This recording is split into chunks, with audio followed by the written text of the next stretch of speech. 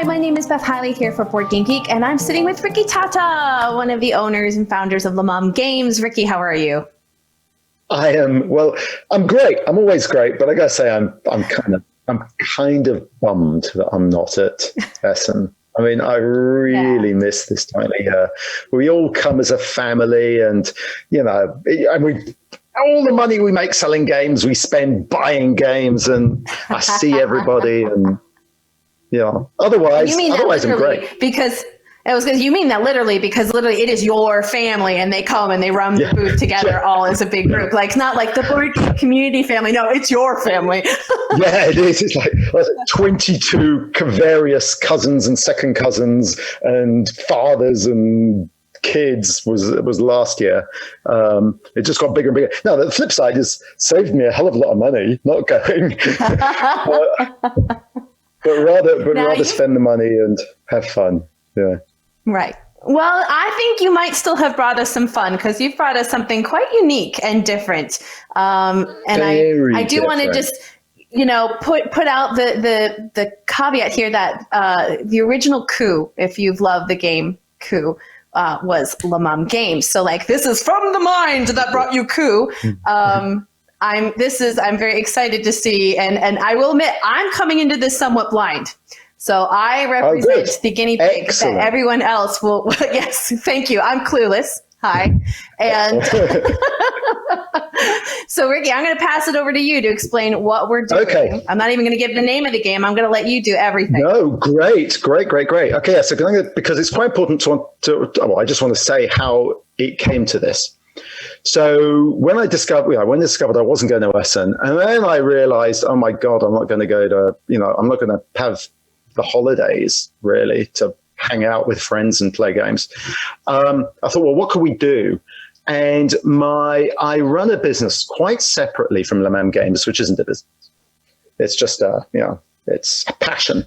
I run a business providing games, making games and providing games for large groups. This is for corporate events. And I've been doing that for the last 3 or 4 years. And these are games for 10 to 200 people. Usually it's about 50 people that play, up to 200. What's really interesting, so I do this, and I thought, well, now we're delivering all our games over Zoom. We're getting people together over Zoom. Let's take, when I realized that we weren't going to do Essen, instead of coming out with the game we were going to come out with, I said, let's take one of the games we've been working on for this holiday season, and let's make it a game that friends and family can play at home, if they're at home, and also connected via Zoom with the friends and family that aren't with them over the holidays. And we made that decision at the end of August. And it's not a commercial decision, because there is no market for large group games outside of fat corporations. But I really wanted to do it. I wanted to, something I missed, being and playing with people, and I wasn't going to be with them. And I thought, games are all about joy for me. So let's just rattle it. Let's just make a game for that's good enough for a whole family to play. Now, before I go into what this game is, and we took a game from the Meat Max games, which, as I said, are games for 50, 60 people. There are 3 things you should understand about large group games. It's most of the people are non-gamers, so they're not going to read any rules. They're not going to think about rules. They're not going to listen to rules. There's no rules. Secondly, they're going to do random things, stupid things, and they're just going to drop out. You can't rely on them as you can with a gamer to be committed to playing the game properly. There's 60 of them. They're they're not good. And thirdly, it has to be real time. So those are the constraints that we built our games on. And it has to be real time, because if you've got anything more than 8 people, frankly, if you're not playing real time, there's too much downtime. So my personal bias from Lamam Games, and going back to Coup, is for simple gameplay, but but that creates interesting interpersonal dynamics. And when I started off on this project to create games for large corporations, it was all about, hey, instead of all going bowling or doing stuff or going play golf, do something that gets you all talking and interacting. And I really want to just give the joy of board games that I find, where you sit down with strangers and for half an hour later, your friends. I wanted to kind of give that to a wider group. So the games we create are not multiplayer solos. We obsess about getting games that involve people chatting and talking and acting together to create the story of the game without, with a simple rule set. So that's the introduction. So that's what we did. And there was a game we were working on for the holidays. And come September, and I don't think I've ever worked this hard, we said, okay, let's try and make it so this is a distributable game that we can give to friends and families to play. And ultimately, I want to give it away for free because there isn't a market for it. And if I can feel that we've created some joy in families playing something they've never done before, that's fantastic. And it's not going to impact a corporation, spending money for 50 people doing it. So that's where we started from, and hence, bingo, Reindeer Games. And the Reindeer Games, it is what I call a digital board game. And the reason is it has to be digital. If you've got a large group, and which is anything, as I said, in board game terms, anything over 6. If you've got a large group, admin helps. You need some sort of admin to manage the process, or an army of people. But why I call it a digital board game and not a video game is it's all contained in rules. You could deconstruct this into cardboard and give everyone cards and then play a game, but that would just be a nightmare, because you've got lots of people. Secondly, and there's no black box. So at no stage are you manipulating graphics. You're making informed decisions, and you understand the sort of holistic universe in which you're sitting. But it just uses technology to manage it. So let's just shift to the next slide, because that talks about that sort of just describes the simple technology. And it is lowest common denominator technology. So I wanted this, I want games that my sister could play. So there's no Steam, there's no apps. It's 100% web-based. You don't have to log it. You don't have to download anything. You just log in, you put a username, doesn't ask for your email, doesn't ask anything. So it's a very low common denominator. But I have this concept of a central screen is very important, because that's a shared experience. And one of the great things about board games is we're sharing an experience. And when you're not next to someone and you're playing remotely over Zoom or whatever, you've still got to have this sense of we're at this event and we're sharing an experience and we're working on the same thing together. And so that's it. So the whole thing, I think we've lost one of those slides. And I'm about to jump into the game now. So if we get a slide back, have you got a slide? Otherwise, I will. There we go. Okay, perfect. We're good, Rick. Right, if we can span this game up, if we can blow this up, then I can. There we go. Then I'll take you through the game. So Reindeer Games is played.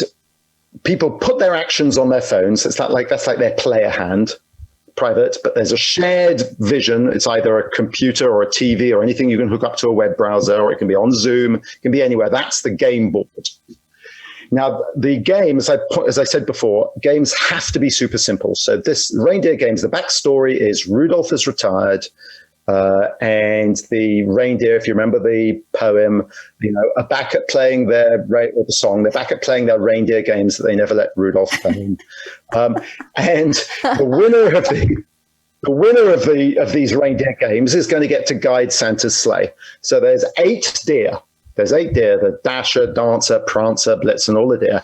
And they're having a series of races. And so the simple game, so that's the backstory. And from a player's perspective, the rules are very simple. You want to get the most presents you can, and you want to avoid getting cold. That's your goal. That's slide 1. Easy. Second slide Very easy. That's it. Get presents, don't get coal. The second thing is that you have 3 champions. So there are 3 of the 8 deer who are your champions, who will give you presents if they win. And one of them is your nemesis, who is going to give you coal if it wins. Okay, so that you need to know that. And I'm going to come back to why that's important in a second. So 3 you want to win, 1 you don't want to win.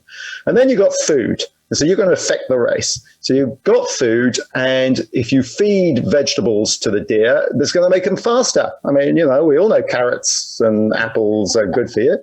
Whereas if you feed pudding and cupcakes to the deer, it's going to make them sleepy and slower. Okay, so that's it. That's the rule. That's the game. Get presents. You want to get presents, not coal. You've got 3 deer that are going to give you presents, 1 that's going to give you coal. And you're going to help these deer by feeding them vegetables or by feeding them treats. You're going to slow them down. Okay, next rule. So that's the intro. There's only 2 actions in this game. So the first action is, and this is where the gamey element comes in, is you're going to choose before each race, there's a series of 5 races, a pack of food. And that pack of food is also going to define how many presents or how much coal you get. And the food, this is a quick illustration. The food comes in packs, right? And as you pick the pack, very simple board game mechanics. You can get more treats and higher risk reward, but you'll have less effect on the race because the treats are just going to sabotage deer. They're not going to actually advance a deer. And then the other action you're going to do when the game starts is you're going to feed the deer. So you're going to choose which deer you want to feed and what food you're going to feed them. And that's it. So you start off picking a pack of food, and then you're going to feed it to the deer. Now, the important thing about, and that's it. That's the rules of the game. So at that point, that's the rules game. That's how you play the game.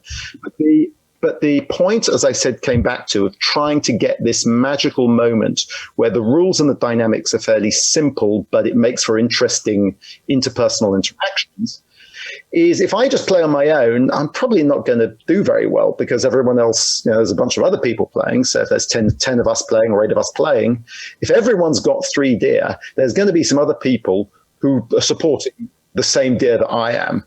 So I've got to go and try and work out what other deer, without necessarily revealing all my hand, what other deer people are trying to support, and which ones and I've got to watch out in case they want to support the one that's my nemesis.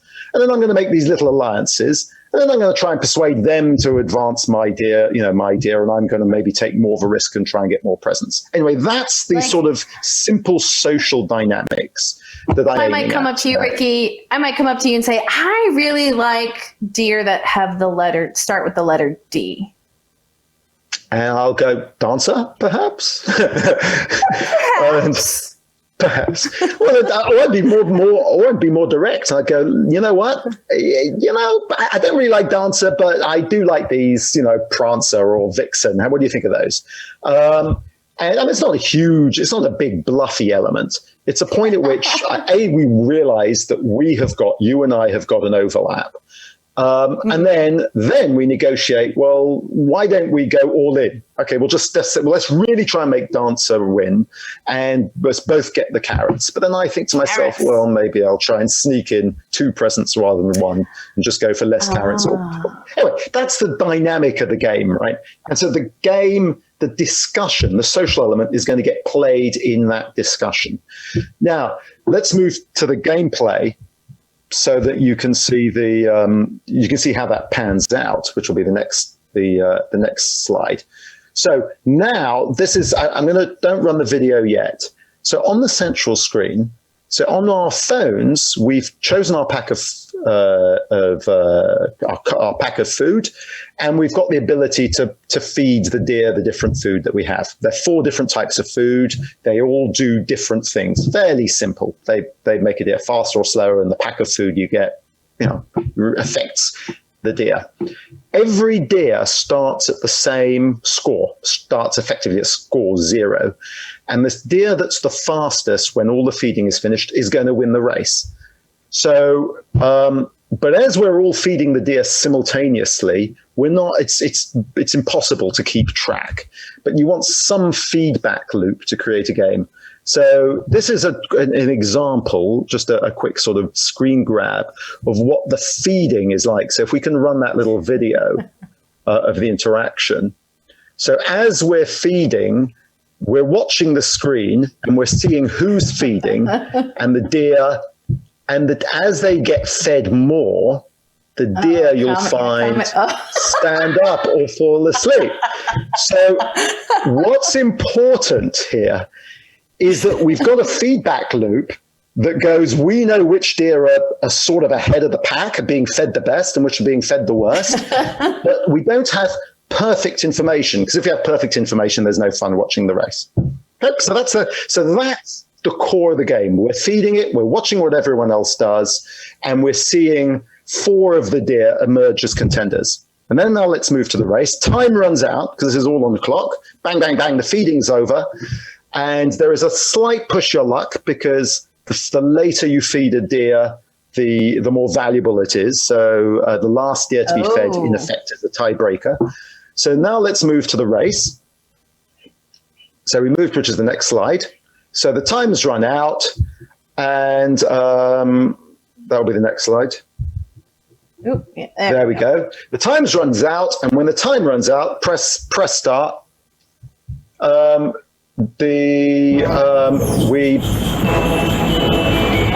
I'm just going to let the race run. This is what we all see. It's a bitingly cold day today. The snow is still falling on this beautiful and historic track. The announcers.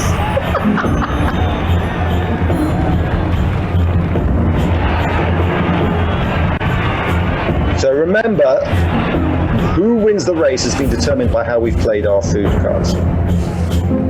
So we don't know, but we've got a hint. And they're off.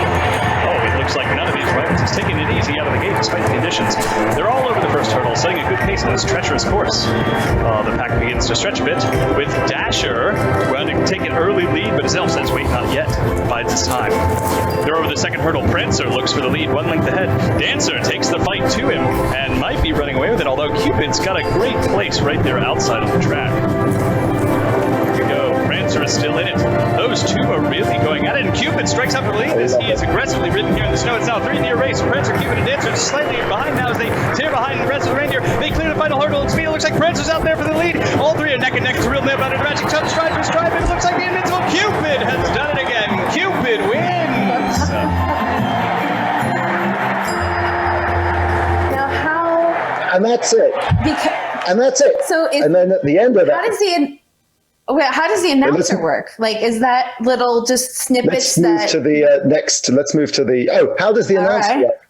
Oh, so we have got a ton load of it. So just unpacking behind the scenes. In effect, what's happened is that we have got hundreds of videos, and the one that gets played is the one that matches the gameplay. Because at the end of the day, there's only one winner. So we're running the game video, but you don't know which it is until you see the result. So you've got, and that's just a spectacle. At the end of the day, that's just entertainment, right? You haven't, in that moment, for 1 minute, you've played your game, you've had your hand, now let's see what happens. And it's like a big fun reveal. It just reminds you that games are entertainment, they're fun.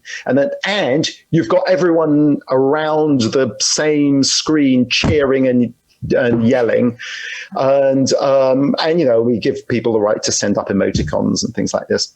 And then finally we move on to the last screen, and then there's the results. And to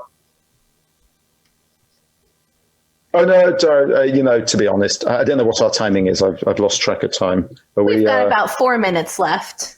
Okay. Well, the last slides are not critical. They're the leaderboard, they're the naughty list and the nice list, and the rules.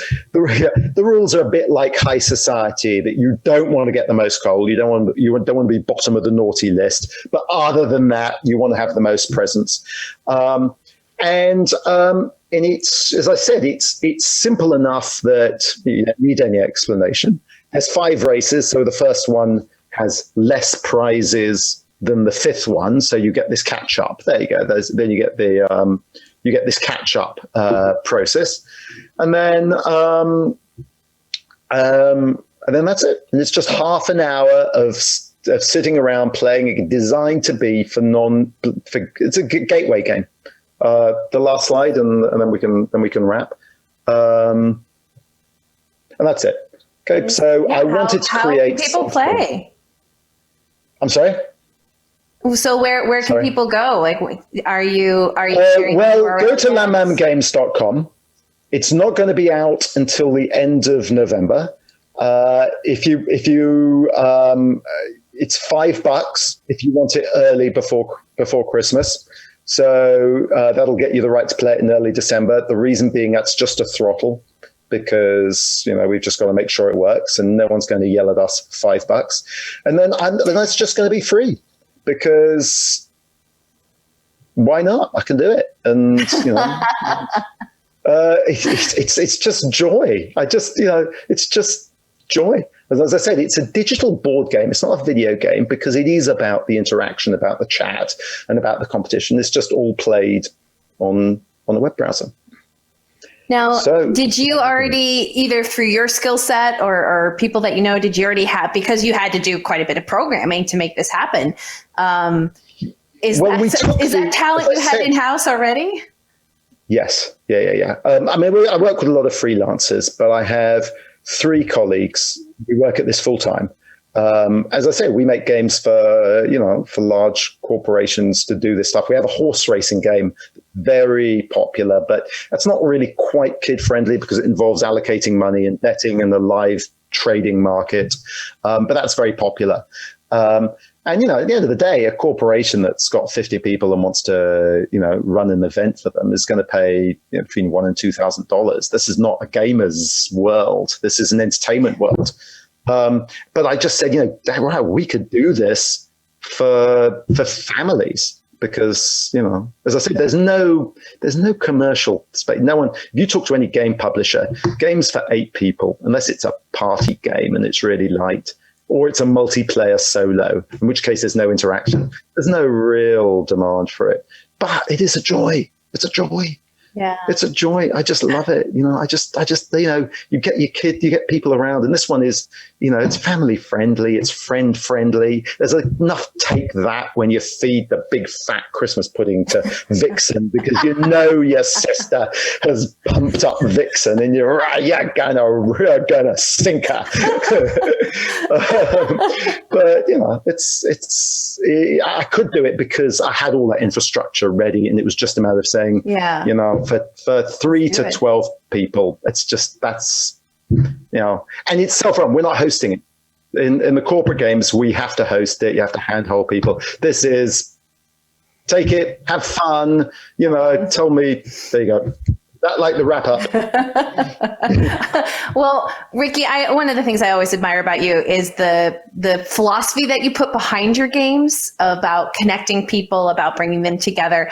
And it's so evident with this project that, I really feel like you just wanted to share joy through the channel of some finely hidden game design.